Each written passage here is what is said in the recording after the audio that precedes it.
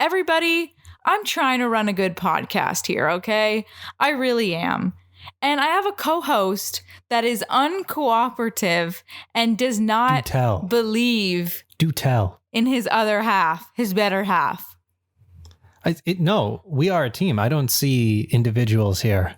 Right, exactly. A team. Right. That's what I said. It's not even that I don't believe. It's that I just want the best effort from the team. Right. There's no other half. There's only a team. Right, correct. Okay. There's no dispute there. Okay. So you can stop trying to put emphasis on that because roll the intro then. You're acting like I'm saying that, we're individuals, but we are a team. We're all individuals. Are you gaslighting me right now? No, I'm just saying things until you get to your point. Roll the intro. So we were having a little domestic before this. I think you might, it's either we got to invest in mics or something, or like just sit back a little bit. Why? Because when I was editing the roll the intro last week, you like hollered it. Okay. And it peaked. I like to holler. And I don't listen back to this in headphones because it's like, I've heard it already, but right. I fear for the listeners having to duck and cover every time you come in hot. I think the listeners would say that they appreciate hearing me loud and clear. We were having a domestic, you said. We were. Okay. And you said, wait, let's just turn on the podcast and talk about this. I don't know what I was going to say though.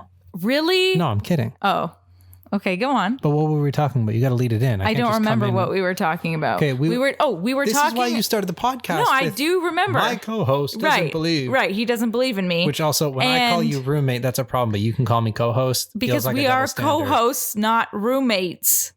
Do you want to sleep on the couch tonight? Do you want to sleep on the couch tonight? Move your leg. Okay. So before the podcast, Eric was seriously doubting the material because we loosely plan out what we're going to talk about beforehand. And Eric was like, I was like, why don't we just talk? We can do that. And he was like, I'm not really comfortable in our abilities. And I'm like, excuse you. When was Speak the for last yourself. time you had to just completely hold I am a great host. Conversation not about work with someone? When I was live streaming on YouNow. Other than so, hello. That's June. Yeah, but it doesn't matter. June. I have 3 years of experience. It's like riding a bike. You don't forget how to ride a bike. Mate. Okay? Mate. No dead air. No dead air. Rule one. Let the record show we were having a staring contest. No, that's what I was gonna say. Because when was when you have to host a podcast, you've got to be engaging for someone who's not in the room. So you can't just be talking about... Right, exactly. Yeah, I don't think the thermostat really registers the right temperature in here, which is a conversation that we need to have. Guys, but the this is not an on-air doesn't register the right temperature. But see how I can turn anything into an on-air conversation? Well, all you did was say the same thing as me with a different... Charisma? Charisma. Listen to that back. I said charisma. Wait, are we talking about the thermostat or are you just making fun of me? No, I wasn't making fun of you. I was trying to prove a point because you were trying to say that we can't just talk about the thermostat on our podcast, but we can if we involve the thermostat. Listen. Okay, sorry. Continue. If we involve. Guys. Text in. Let us know if you want to hear about our thermostat. It's on the fritz. And here we go. So we have a thermostat. Come on, they haven't even texted in. Okay, but we're anticipating that they're going to grab their phones, text right in, and now we say, yes, oh, I got one. They want to talk about the thermostat. What about the thermostat? Okay? My point here was that I can turn anything into a nice discussion on a panel. You're not even and engage the promise viewers to talk about the thermostat. What about the thermostat? So now that person that just texted in is disappointed. They're not disappointed because when we get to the thermostat, they're going to be There's like, no yes, way in hell it's 80 in here. Evie's correct. That's insane. It says it's 80 in here. Okay, I am kind of sweating. A little bit. Okay. And I'm wearing no pants. Yeah. And I haven't been all day. Because the thermostat? Because of the heat? Well, one, because Eric stole my pants, you guys. I washed my clothes for a reason because I don't have pants that fit me right now. I'm just going for the tapered look. So the only pants that I own that fit me right now are track pants. Yeah, but I think if we trade, it sort of works because I want like the slimmer fit, you want the baggier fit, so we kind of got a thing like because I'm trying to hide my rolls, but just to let you know, what, like leg rolls, the ones that you're wearing right now, thank you very much, are not a tight fit on me. They are my baggy track pants. What else are we going to talk about? See yourself out. What else are we See going to talk about? Okay, so last podcast I wanted to mention this, but on Instagram, since we have no human interactions anymore, all of our interactions are on Instagram. And a genre that does very well, not only on Instagram, but also on TikTok, are these travel influencer videos. I'm sure you guys have seen these, where they put it to this like sensual, not sensual, but like maybe folky. I don't know how to explain the song. Like Mumford & Sons? No, not sensual Mumford & Sons. Not Mumford & Sons. What's that song? Like not Sing by it. Owl City. Owl City? No, not by Owl City. I can't think of Fireflies. Isn't that something? It is, but it's not Owl City that I'm thinking of. There's this specific song. It's like called Waves or something like that. Tsunami. No, Eric. Dun-dun-dun-dun-dun-dun-dun. Okay, there's a specific song, but anyways, there are these like melodic, deep tones that go like slow. Come on. Like going to bed music? No. Oh my God, where's my phone? Sing it. I can't sing it. For the people. It's not in my head right now. It was like a song called Waves or something like that. But okay, I'm Cake going on by to the Ocean. No, not Cake by the Ocean. Why were you so excited for a wrong answer? I thought that was What's wrong with you? But hold on, everybody. I said hold on. I'm having a mental breakdown right now. I'm just kidding. Okay. So like this. I think you might be. I did an airplane video to this song. Guys, are you still following? Okay, I'm going to find it. Sweet dreams are made of these or whatever. Yeah. That's a cover. Dreams are made of this. Who am I to disagree? But do you see how that's a whole genre? Did she say this or these? To disagree. No, before the first line. Sweet dreams are made of this. Sweet dreams are made of these. I think it's these. Okay. So anyways, did you hear that song, you guys? It's like a slow cover of a pop song, I guess. Anyways, so these travel influencers, right? They like do this reveal where they're inside a house and they walk you out through the house to this like through this window door thing. And then it's like this beautiful scenery of like them in a cloud and they have this breakfast all set up. It's a bit of a genitals measuring contest, isn't it? What do you mean? What? Please explain how genitals comes into this. No, it's a turn of phrase. I just made a PG for the podcast. Okay, what are you trying to say? It's just like, wow, look at me. Like, it's just flash. They're just showing off. What I was going to say is who's setting up these elaborate, like, big screens in, like, Bali outdoors with this big ass breakfast with like 100 plates? I can tell you that's not enjoyable. Why? Like I would enjoy it if you set it up for me. No, but it's the idea that all of this is just to flex. Like if you think about it in the moment. Yeah. Whenever I've done a trip that I was obligated to document. Okay. And there's a fine balance to strike between producing the best thing you can produce without taking away from the trip. Okay. And that just feels like graft. Like there's hard work. All of this, and you got to get it right at sunrise or sunset. Right. Like, that's a job. You better be probably a trip. So you're saying that they're actually not really enjoying that scenery. They're just setting it up, probably frantically trying to get the shot right. I mean, I feel like I'm sounding like I'm 10 years older than I actually am. But yeah, if it's like, all for the gram, then what? Like I saw this other video. It was like in Iceland or something. And everybody was eating on like a block of like, there was this like long, what's that picture with the Last Supper picture? Yep. It's like the Last Supper on this long ice table. Answering your own questions. In Iceland. And everyone, so you just like, you show Iceland and then you turn and the camera pans towards all these people eating on like this ice table. Like, who's setting that up? Yeah, but then it's also like in the middle of nowhere. You can't enjoy it in the moment either, right? Like there's an art to being able to document without taking away. It's like a 5-second clip. Well, yeah, but everything's got to be just right. Like you've got to stage that thing, especially if they've compensated you nicely.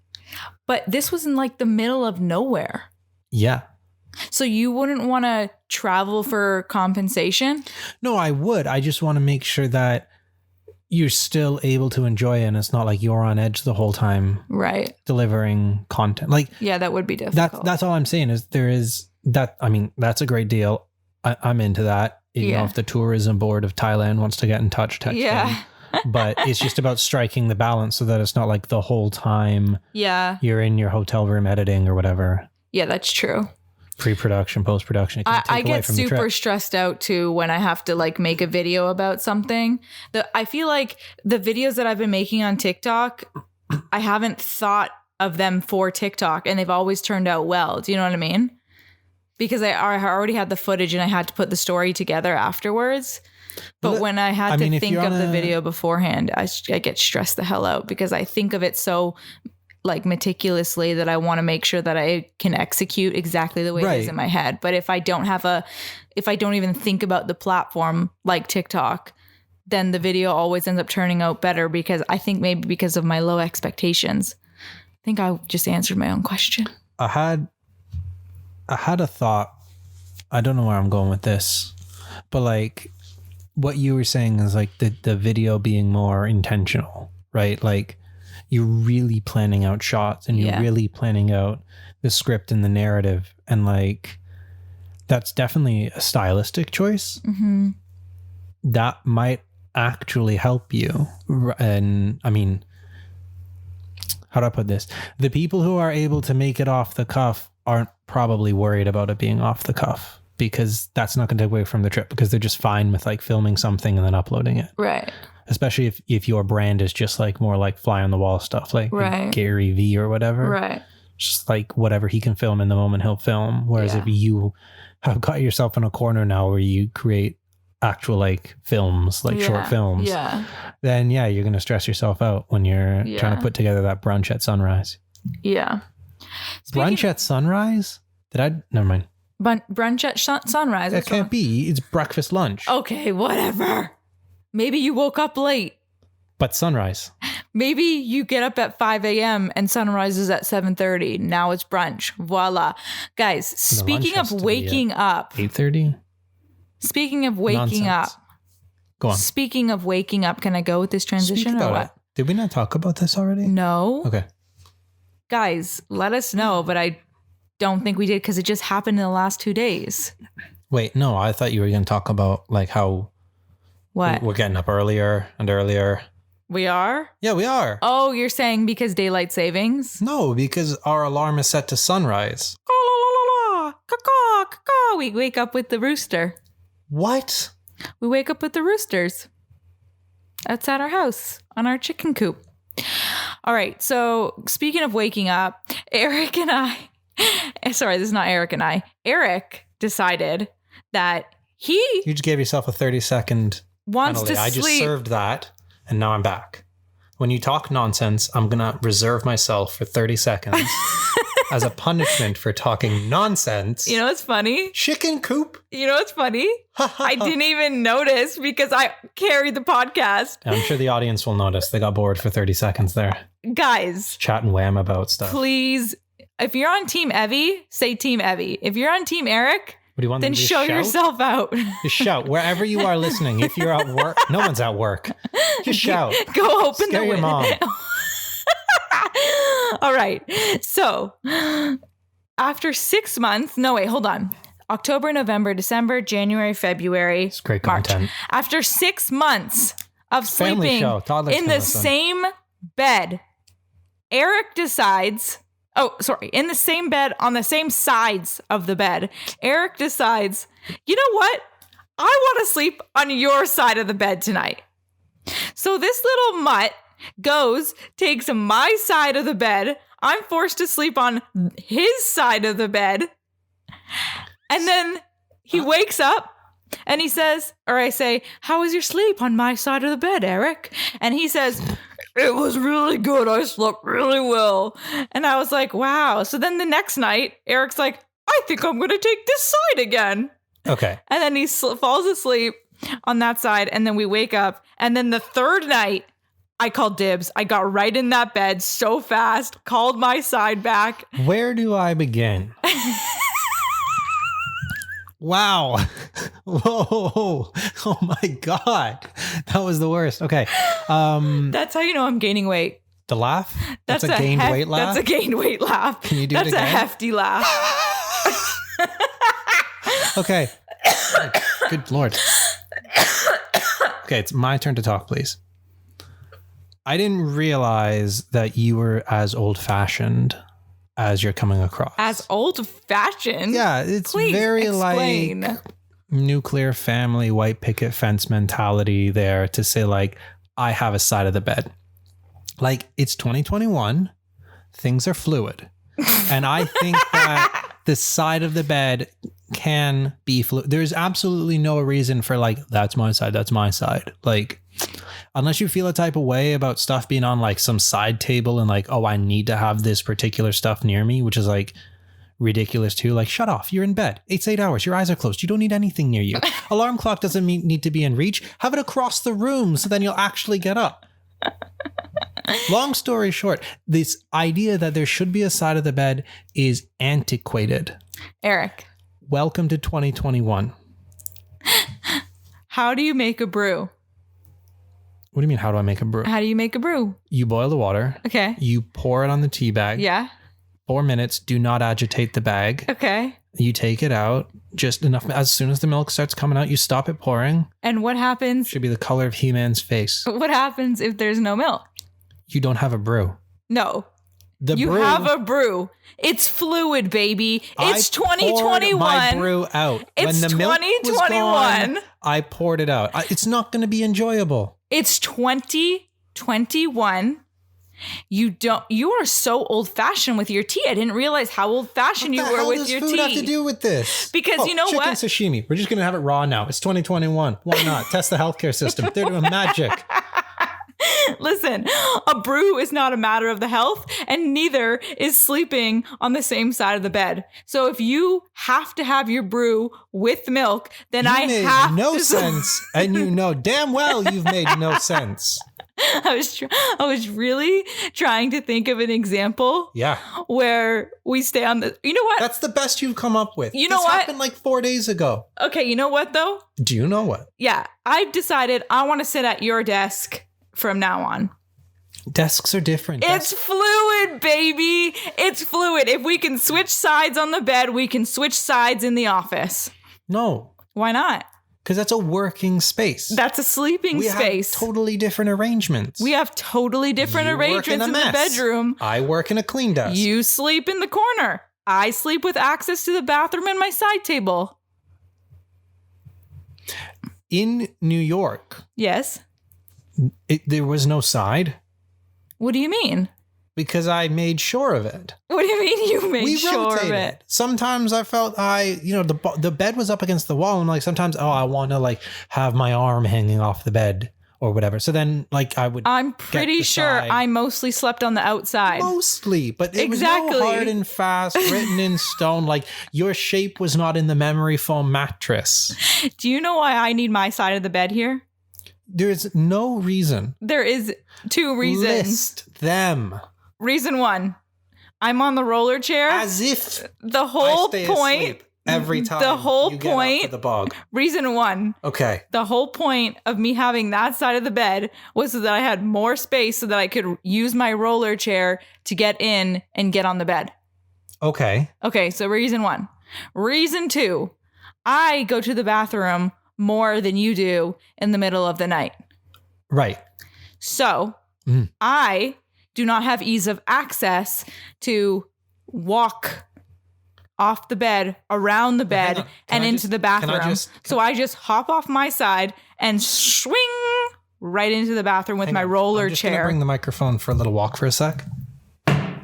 That's the sound of Evie's roller chair hitting the bathroom door when she's trying to play the hero card like, oh, you could stay asleep if I get this side of the bed. No! I didn't say you could stay asleep. So there's no purpose. I just said... There is no purpose for you to have one side more than the other. It is fine. I just gave you 2 reasons. Also, we did a test. You can fly into the bedroom and shoot off the front end of the wheelchair and land on the bed. I tested this. Yeah. You get a little hopping, running start. As soon as the wheelchair hits the end of the bed, you spring forward and you kind of frog splash onto the bed, and it works. That would require me to go to bed before you every night, and we just know that that's not true. Uh-huh.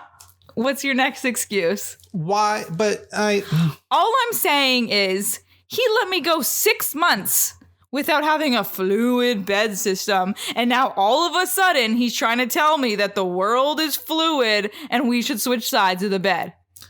I've been... If you're trying to teach me to live without you, continue sleeping on my side of the bed. I have championed this cause from the beginning. I will continue to represent it. Guys, seriously, let us know.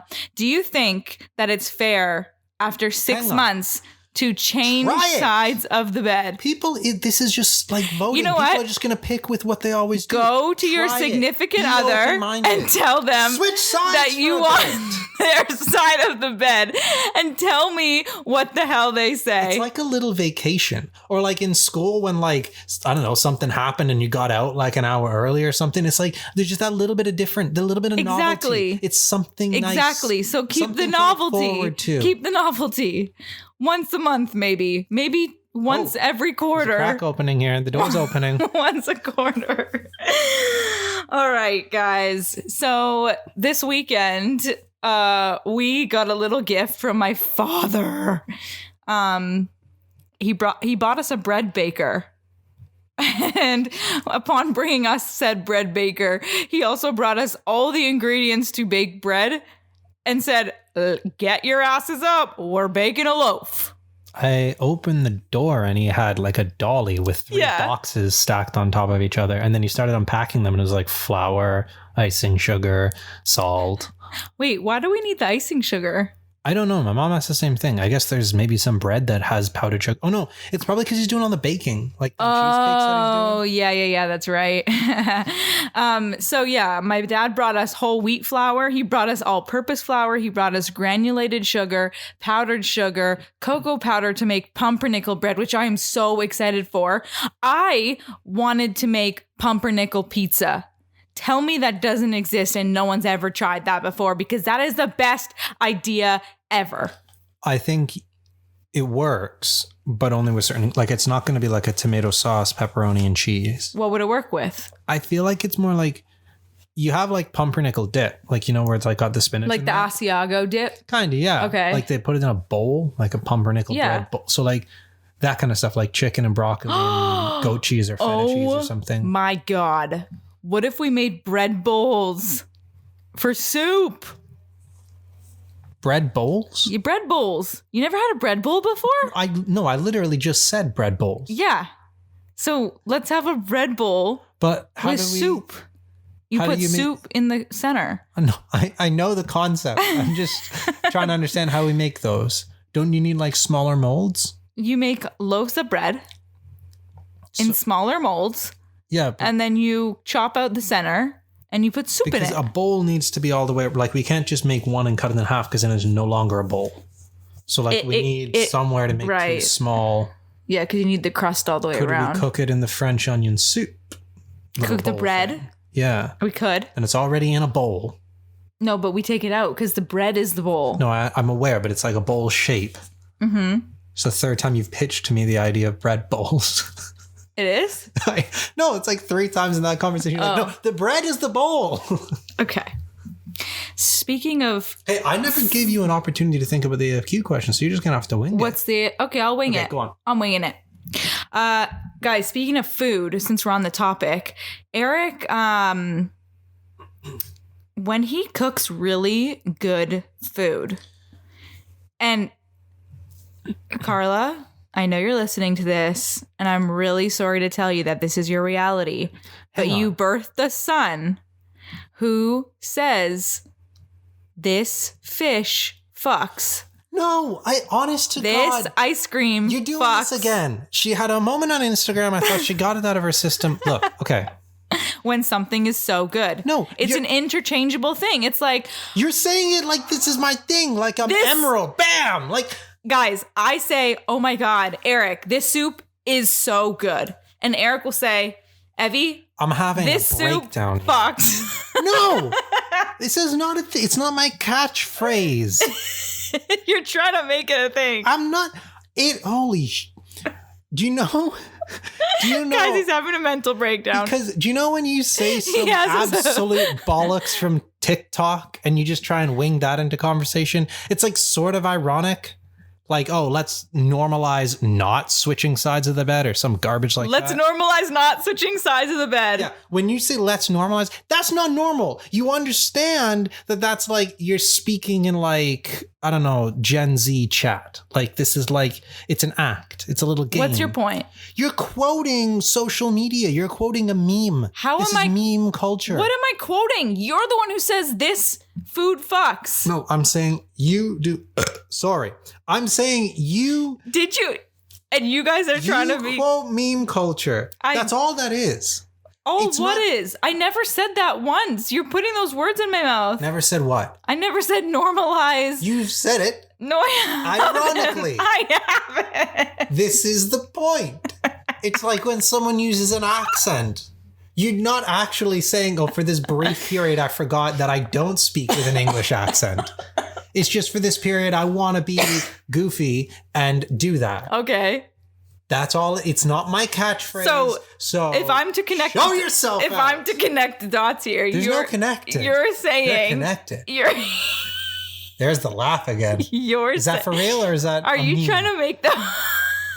3 times this podcast. Are you trying to make the argument that when you say this food fucks, you're just quoting meme culture? I'm saying you can count on one hand. I'm saying maybe 3 times. Guys, maybe 3 times. It's really unfortunate that I haven't kept track thus far because now I know he's going to think about it every time before he wants to say it. I'll just move on to a different meme now. I'll just move on to a different joke. It didn't sit right with me. It pulled me out of the moment every time he said, oh, this food fucks. Oh, this food fucks. Yeah, but every time you go tap, tap, tap, that pulls me like, why what? Are you doing that? What do I say? Tap, tap, tap. Because that's a stupid TikTok song. But when do I say it? Sometimes. Just tap, tap, tap. Like, what? That's the start of one of them stupid dances. Oh my God. Tap, tap, tap in. Wrist on glitter. Yeah, like, what? I'm just singing a song. That's different. Oh, I know, but you're not actually like, oh, that's conversation. Listen, Gretchen Wieners. What? Stop trying to make fucks happen. It's not going to happen. Gretchen Wieners? Oh my God. Sharpen up on your meme culture. Is that Mean Girls? Yeah. Meme girls. All right. Guys, let's get into something a little bit more serious before we get into the AFQ questions, because this episode has been too much fun and games. Serious? So. I'm sweating. So it is 80 degrees in here and the thermostat is correct. You are talking out of your ass today. So it's either that or you're going into menopause. Huh? Okay, so Eric and I have been thinking about having a child. Oh, come on, dignify it. Dignify it.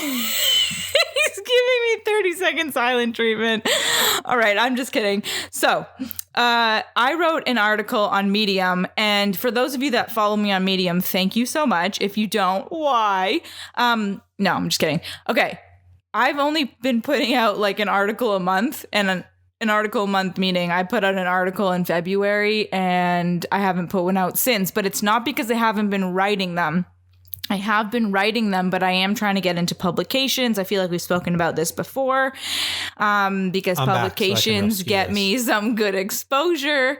And so it takes a while first of all, it takes me like maybe a couple of days to write the article and like in its full. And then it takes the publication about a week to review it and decide whether they want to publish it or not. And I had written an article like a month ago, and I submitted to one of the publications that I applied and got into, a second one, and they ended up rejecting my article on Valentine's Day. So the second article that got posted was February 6th. And then I had written another article and it got rejected from the first publication on February 14th on Valentine's Day. So had it not got rejected, you would have seen another article from me, but it got rejected. So I decided, okay, that's fine. Let me just try and send it to another publication to see if I get in. So I send it to another publication. And like I said, it takes a week at least for them to review because they get a volume of articles in. And then I heard back like a week ago that this second publication also rejected my article. Now, there is some context I need to add. Going into these submissions, I didn't really believe. I was very hesitant that these articles were going to get accepted into these publications, not because they weren't good, but not because it wasn't good, but because I just didn't know if it like made enough of an impact or a statement, and it wasn't really the right fit for the first one, so I thought. And turns out that I was correct, and it got rejected from both publications. Not because it was a bad article, but because the first one, it didn't fit with the publication's voice, I guess, or theme. And the second one, they just said that sometimes they have to reject quality articles, which doesn't really help me. But my point in saying this is that if you don't believe in yourself wholeheartedly from the beginning, that might shine through, and people are going to somehow feel that vibe in one way or another, and you'll be right. It's like that saying goes, whether you think you can or you can, you're right. Eric, now that you're back, do you have anything to say about my rejections? No. I did write a new article on top of that one that I want to submit, but I do have to say, my first article that I put into... Do you want me to just remember what I was going to say? Oh, go ahead. I didn't know. I thought you said no. You said no. Okay, no means yes. I do have something to say. That's what I said no Okay, yes, go I have ahead. something to say. Go ahead. I'm sitting back. 30 seconds. I think that it's just what you said, that their feedback is unhelpful because I think it's sort of like a copy-paste reply, and then the ones that don't get maybe even read just get that treatment so that they can, clear out the email inbox or something. I don't think that I don't know, it's speculation. I just don't think they have a team that is able to read all of the submissions that come in. It's kind of like applying for a job. So sometimes you're fortunate enough to get actual human eyeballs on an article you've written, and then you actually have a chance of getting it online. Otherwise, unfortunately, it's just part of the sea of people who didn't get a chance. Are you saying that they didn't read my article? I'm saying there's a good chance that they didn't. Interesting. I don't think that's the case. I'm just saying, realistically, how many people are submitting to them? Are they reading everything word for word? I think so. Really? Well, they read my first one word for word. Yeah, but what is that? That doesn't prove anything. Well, I think that I'm a writer on their publication, so they have to read it word for word. I don't know. I don't know. I don't know what kind of volume we're talking about, right? Like, how many articles could you as one person read a day without taking away from actually growing your own career? Like, maybe you'll put an hour aside and read as many as you can. What's that, like 5 to 10 if you're giving them a real chance? Right. So if you've got, I don't know the answer, but I definitely didn't expect you to say that they didn't read my article. I think they read the article. I don't know. How many times have you applied for a job with the gut feeling that there's just a sea of resumes and like... Okay, yes, but I do have something to say on the job application topic. Okay. Like, I don't believe, if I ever have to find another job, I don't believe in putting my resume in an online like depository or whatever, because I I just think that it is a seat. I don't think people get picked that way. I really don't. Well, they do. I guess it's a bad example because they kind of have, I don't know, like AI to find keywords. Yeah, and I think that's so stupid. Like, you're never going to find a good candidate that way. I personally think that people that are getting jobs either know somebody in the company and they're getting referred, or they're going through staffing agencies, which after getting a job through a staffing agency in New York, I found it super fascinating that I had never come across this option before. And I think that staffing agencies just have this connotation, like this sort of negative connotation to them, that it's for like people who are like down on their luck, you know, not like a secret back door to getting into companies that you want to get into. Like, do you know what I mean? Like, maybe it's just me wanting to always not ask for help and want to do things on my own. Like, oh, I want to get this job on my own. I'm not going to go through a staffing agency, blah, blah, blah, blah, blah. But I personally had a negative connotation with it. So I guess it's kind of like being in a publication, though, to tie it back to the original question. Yeah. Like, okay, if you're in a publication, it's kind of like a staffing agency has forwarded your resume because to an extent that puts you at the top of the pile, right? Right. Like, you're not only competing with all the people who are in the publication already, you're competing with the people who are trying to get in. Right, exactly, yeah. So I don't know. It's even, I don't know how many people run that thing. I guess it's small, like single digits. And at that, how many people can actually read that many articles in one day and give them... that's why it takes a week. Yeah, but in a week, how many articles are they going to get? I don't know. All I'm saying is their response is unhelpful because it doesn't have feedback. And I'm wondering if it doesn't have feedback because it didn't really get word for word I don't know about reviewed. That. What I was going to say was that my first article got accepted right away.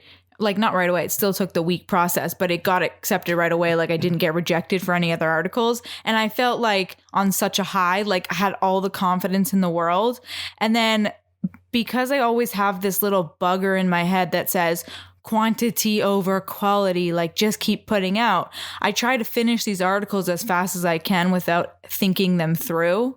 And I think the ones that I think thoroughly through turn out better than the ones that I try to connect the dots on.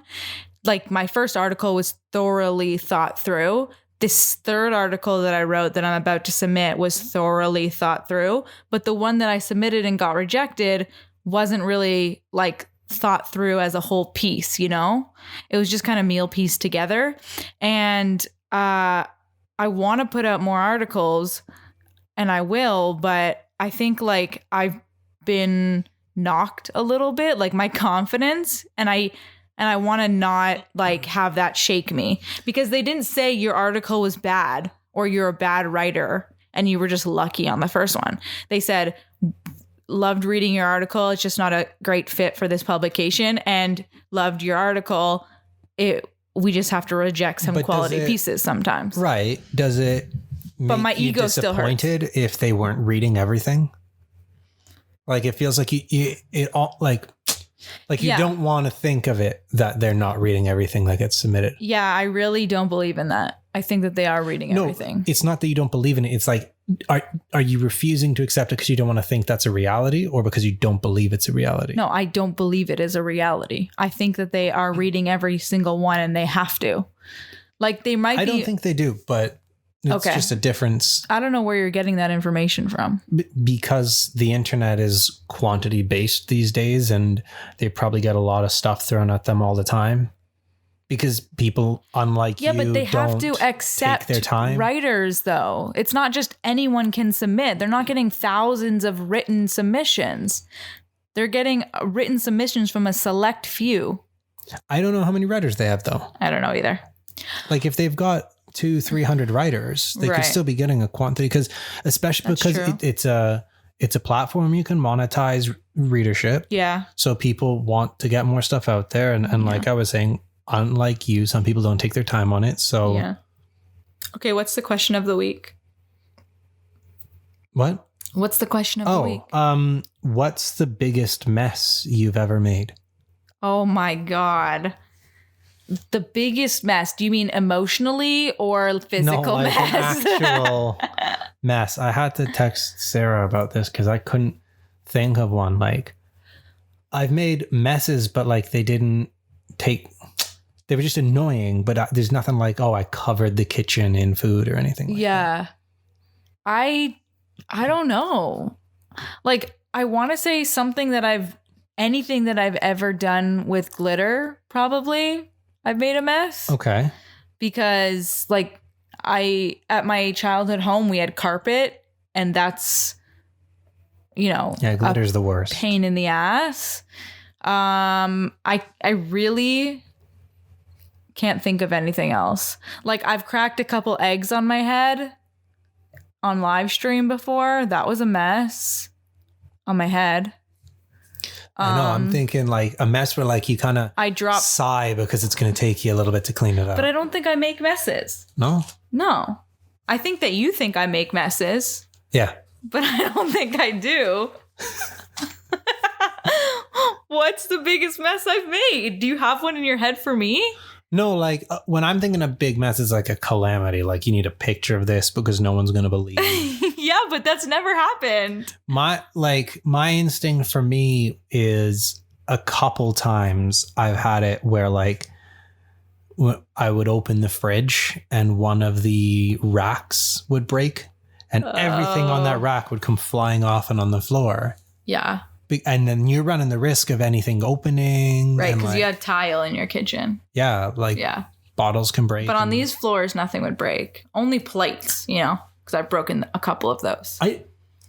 Didn't you say this about my phone? Like if it falls on this surface, it's not going to break. Yeah, it's linoleum. I still don't believe. I think stuff will break. No, it won't. You've broken 2 plates and a cup. How many times has my phone dropped? Yeah, but the 2 plates and the cup are just irrelevant. We have no tiny plates. We have no small plates. Excuse me. This is why. Can I explain how those concerned about pounds because of portion control. Can I explain how those snacks anymore? Can I explain how those that cup and those 2 plates broke?